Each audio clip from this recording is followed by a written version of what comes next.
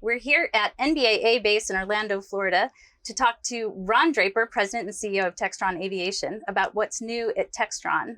Last year at NBAA, you announced two upgrades to the XLS and the M2. Big announcements for Cessna. Yes, we did. Yeah. This year, your Sky Courier entered into service. Yes. Talk to us about the Sky Courier program. Sure, absolutely. So the Sky Courier was kind of dreamed up with FedEx and us together on a cargo airplane. You know, more and more packages are being shipped. Seem to show up on my porch every day, more packages. And FedEx flies, several hundred caravans a day to fly packages from small cities to large cities, and then they load them on a jet and fly to Memphis and then back out. And their package density, they need more lift. And so they came to us with an idea of something bigger cargo-wise, with a big cargo door, roll on, roll off, shipping with LD3 containers.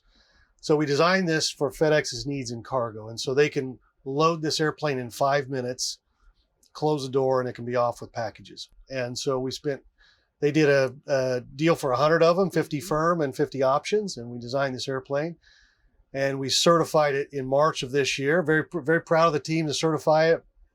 First airplane in the world certified in a Part 23 with Amendment 64 changes to it. The regulatory environment's always, more and more challenging, and we got through that largely on time. And we're now delivering Sky Couriers to FedEx. They're taking delivery of them now.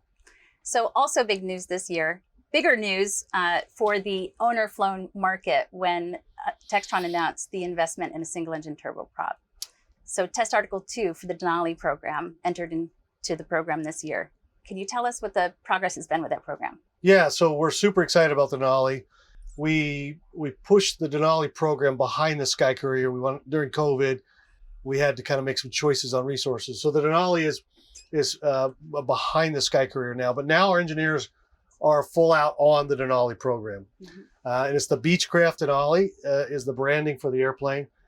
It's the test airplane's named P2, but that's our naming. It's the third airplane. So we have 3 engineering airplanes now built and flying overhead in Wichita doing the flight test program.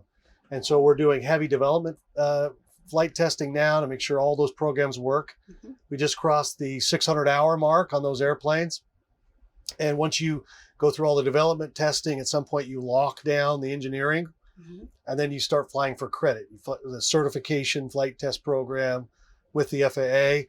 We plan to do that probably in Q2 of next year, lock down the airplane, start flying for credit.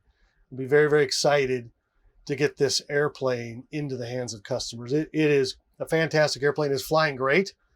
We have a new airplane and a new engine. So, clean sheet across the board. And our engineers were tasked with making this a fantastic airplane in terms of performance. And so far, we're on track for that. Excellent. So the GE engine, that is an interesting selection for a new turboprop. Can you talk to us a little bit about the reason behind the engine selection? Right. Well, when we were thinking about this airplane, we, of course, went to the engine suppliers and said, what do you have? And in the end, GE committed to designing an entire new clean sheet engine. And they committed to spec goals of at least 15% more efficient than anything on the market today. The test program, the actual flying is better than that. So we're getting 15 to 20% better fuel efficiency out of this engine. Full FADEC, full authority digital electronic control engine.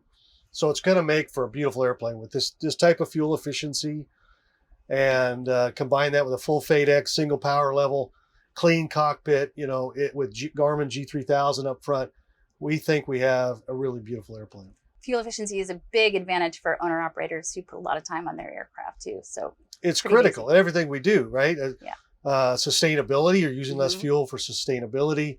Operating costs, half of your operating costs at least or more are in fuel. So everybody wants better fuel efficiency. And so we think we've got a winner here with this airplane and this engine married up. Very exciting.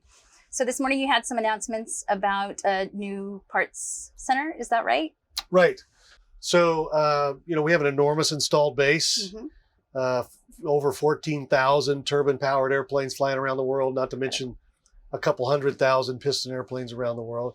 Spare parts is critical to keep our customers flying.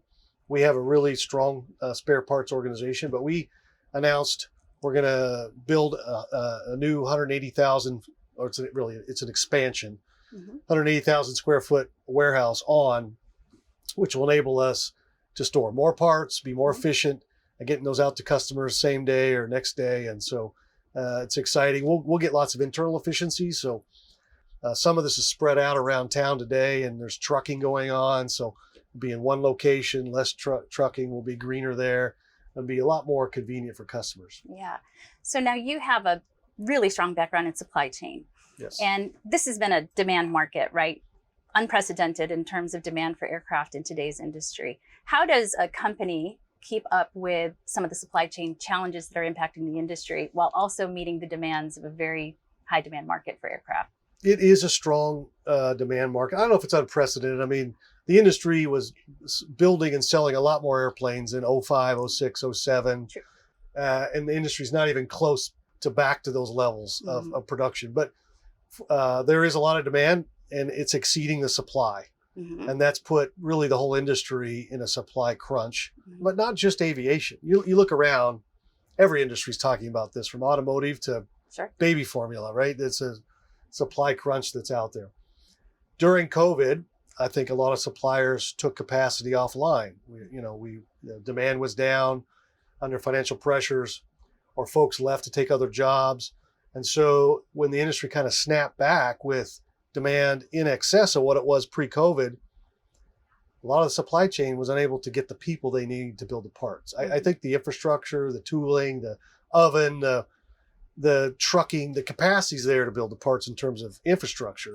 What's not there are the skilled technicians to build it. And now flying is up 15 or 20% over pre-COVID levels. So that's pulling a lot more spare parts.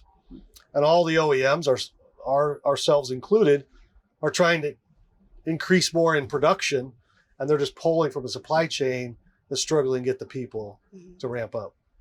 So I always get really excited when I find out that the people that we're talking to are airplane people. So I have to ask you, as Flying Magazine, we cover everything from piston to turbine aircraft. Yes. What's your favorite airplane to fly? Gosh. So I usually tailor this answer depending on the audience that I'm talking to. Like this weekend, I meet with beach customers. It's Baron or Bonanza, but I have a goal to fly everything we make. I'm not quite there yet. I fly all our piston products. And, the Cessna high wings, legendary airplanes to learn to fly in.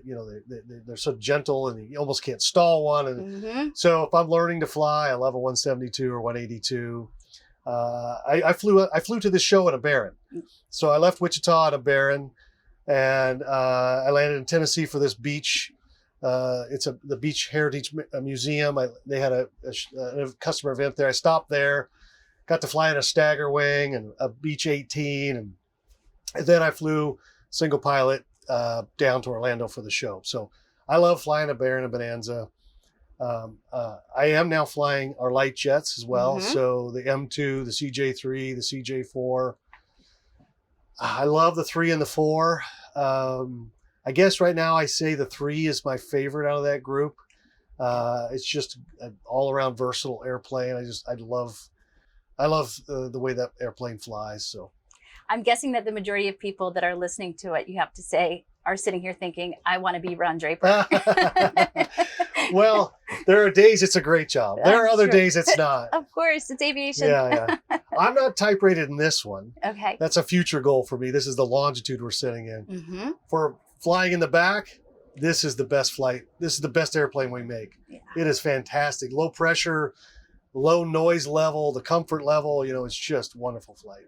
Someone told me if I sit in the seat long enough, I own it. Is that true? 3 easy payments. Just 3 easy payments. Yes. Ron, thank you so much for your time today. I know it's a busy show. We're grateful for it, and have an awesome NBAA. Oh, thank you. It was great talking to you. Yeah, thank you. Appreciate it.